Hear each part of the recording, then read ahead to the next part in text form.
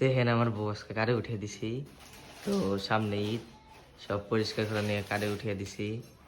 তো আমার বউয়ের খুব আলসি, তাই ঘুমে থেকে টাইনা উঠিয়ে দিয়ে আগে কারে উঠিয়ে দিছি সব পরিষ্কার করতে।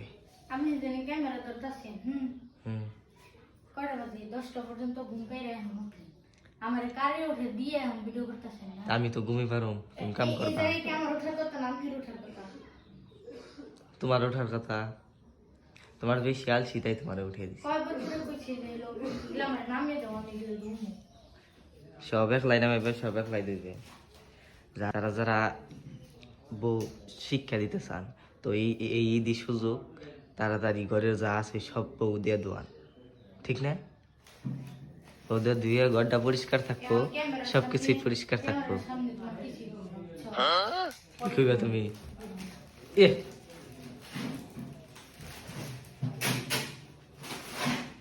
নামিয়ে দাও। কেমন জানদারে যে র্যাঙ্ক ফিল্ডার অবস্থা কি ইঙ্গে যা আছে? কয় বছর ধরে পরিষ্কার করো না? হ্যাঁ, এত জানদারকে তাহলে তুমি আইছো কি নিগে? ও কামে নিয়ে নিছো তাহলে শিক্ষা দিয়ে দিবি সেটা নামো, বসে নামো। যারা যারা বউ শিক্ষা দিয়া পারেন নাই, বউ কাম করে না আইসে, তাদেরকে কইতাছি এই সামনের ঈদে সুযোগ ঘরের যা কিছু আছে সব কিছু নামিয়ে দোয়ান, তাইলেই বউ শিক্ষা পাইব, এইরকম তাই না? করলে না বুঝছো খুব কারোর কপালে বোঝ কে তো বাইতে থাকলে কাম করা লাগবো না? কাম করো না, খালি হুইয়া ঘুম, খাও দাও রান্ধ, 10টা পর্যন্ত যে ঘুম পারেন হইয়া ঘুম নেয় সকালে উঠে কে রান্ধতে পারে।